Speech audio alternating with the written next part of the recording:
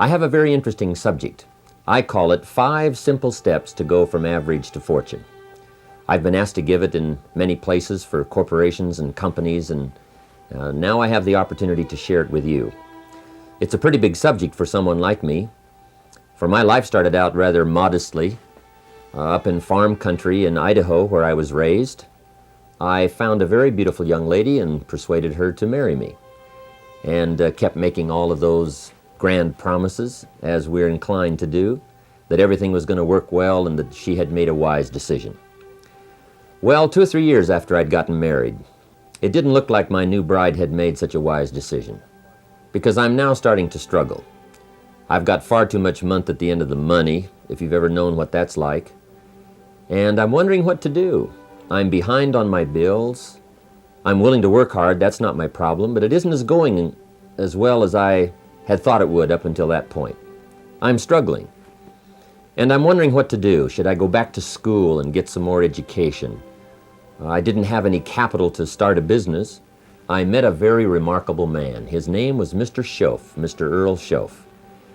And he's the gentleman who gave me those last final answers that I had been looking for up until that time. Mr. Schoaf was a very unique gentleman. He was a businessman, an entrepreneur. He had several businesses. And he took a liking to me, and he hired me, and I went to work for him. I spent the next 5 years working for him, and then unfortunately at the end of that 5 years he died. But I did get to spend 5 years with this remarkable man, and he's the gentleman who gave me the answers. He gave me the points and the ideas that helped to really turn my life around. And about 17 years ago I was living in Beverly Hills, and I was going through all the notes that I'd gathered up during that 5-year period. And the idea came to me, why not share these ideas with other people? I've used them to change my life. Things have worked out well for me. I wonder if others might find them interesting. So I put all of the material together, and 5 years ago gave my first lecture, my first seminar. And ever since then I've spent more and more of my time lecturing and sharing ideas on how to do better, how to make your life personally, socially, and economically work out better. Let me give you this simple little talk, how to go from average to fortune. There's 5 simple steps. You might like to make a note of them. Here's the first one. Get serious. That's number 1. I don't know any substitute for that. You've really got to get serious. You don't have to be grim, but you must be serious. I know a guy that's got a half a dozen jokes keeping him from becoming wealthy. He's not known as rich. He's known as a joker, which I guess is okay if that's the kind of life you want to live. But it really isn't the best way to live. To go from average to fortune, you must get serious. And you must get serious about 2 very important things. Number 1 is setting your goals and where you want to go. Designing the next 5, the next 10 years is so vitally important. What do you want to do economically? Where do you want to go? What do you want to be? What would you like to have? What would you like to share? How much would you like to earn? How far would you like to go? Those are some major questions to ask. And for that all to work out like you want it to for the next 5 or 10 years, in my personal opinion, you've got to get serious. Then you have to get serious about another important subject. And that important subject is called personal development.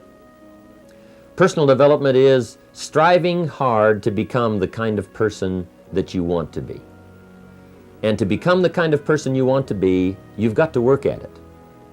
10 years from now, you will surely become someone. The big question is, who? What are you becoming? And if you go to work on it now, sure enough, in a very short period of time, you can take on a new direction to become the kind of person you want to be. There's a very important question to ask, and the question is, 10 years from now, you will surely arrive. And the question is, where? So to answer the question of where you want to arrive and the kind of person you want to be, you've got to get serious. So that's point number 1. To make your life worthwhile and unique, to go from average to fortune, you've got to get serious. Now, the second point is, get smart.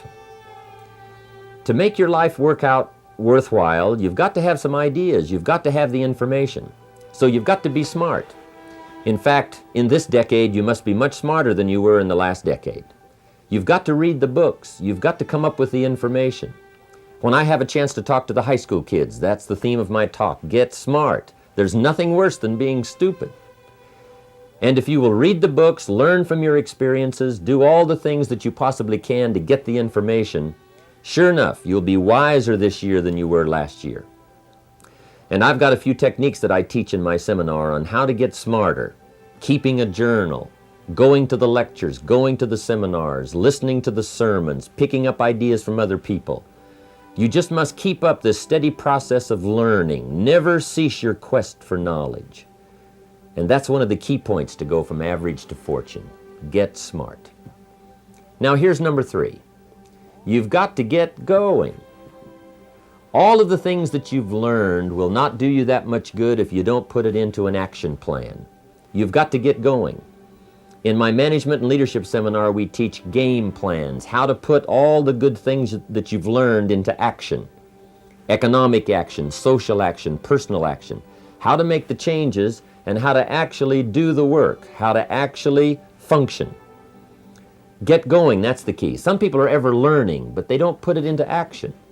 They don't really take the action. It's like the man who keeps bringing materials to the building site and never builds anything. He keeps bringing in the sand and the gravel and the windows and the doors and the roofing material, and he just stacks up all these supplies, but he never builds anything. See, if you do that long enough, fairly soon they'll come and take you away. You've got to do something with what you've learned. You've got to take action. You've got to get going. So that's one of the most important things to learn, how to design your days, how to design your weeks, how to design the months so that you take the proper action to get the proper return that you're looking for, whether it's economic or personal. Get going. It's a major key. Now here's number 4. You must get excited. And not just the false enthusiasm of just pure positive thinking. You've got to get excited over some very basic things. One is, get excited over your ability to make yourself do the necessary things. Because discipline is major step 1 toward personal progress. And anytime a person wishes to, they can make major changes in their life, personally and socially and financially. It doesn't ever have to be the same after today. No telling what you could do today if you really wish to. The act of murder is a clear indication that a person in one drastic act can forever change the course of their life. It just happens to be in the negative direction. What I would ask you to do, starting today, is get excited about committing an act that's positive, an act that's constructive, to make the changes in your life that you want made, and to go the direction that you want to go. So that's number 4, get excited. Get excited about your potential. Human capacity is usually never the problem. Little children can learn several languages. We can learn to do the most incredible things. All we need to do is take the time to do it. So it's not a matter of capacity. It's a matter of judgment, it's a matter of excitement, it's a matter of will, and it's a matter of wanting to bad enough. So it's pretty exciting to know that any day you wish, you can change your life. Any day you pick out, you can make major changes. It doesn't ever have to be the same again. And that's exciting. Knowing that intellectually and personally, you can actually do the things that will make major changes in your life. That's number 4. Here's number 5.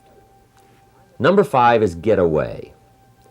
I have found, especially in the last 15, 20 years, that there's an important thing called life balance.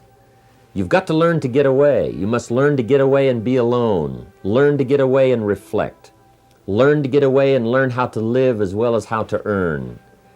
How sad it would be to learn how to earn well but not learn how to live well. You must balance your life. We teach something, especially in my staff, I teach something called lifestyle.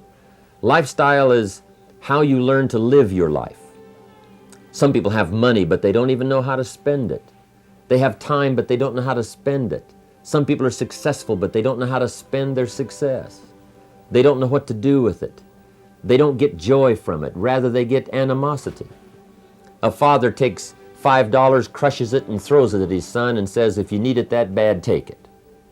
Now, it's the same $5, but instead of dispensing it with joy, he dispenses it with animosity. That's the difference in not knowing how to live. It's called lifestyle. Then you've got to take time to cultivate good friends. You've got to take time to be with your family. You've got to take time to be with the people who are important to you, designing your life in those respects. Get away. Take the time. Reflect on your life. Recharge your batteries. Do some growing away from your enterprise. Then when you come back to your enterprise, after you have taken this time to balance your life, you will find that on the job, working on your enterprise, things will really go much better. So those are the 5 simple steps to go from average to fortune. Get serious, get smart, get going, get excited, and get away. I hope those points will be valuable for you as you consider them. Do not walk in front of me. I may not follow. Do not walk behind me. I may not lead. But walk beside me and be my friend. Thank you for listening.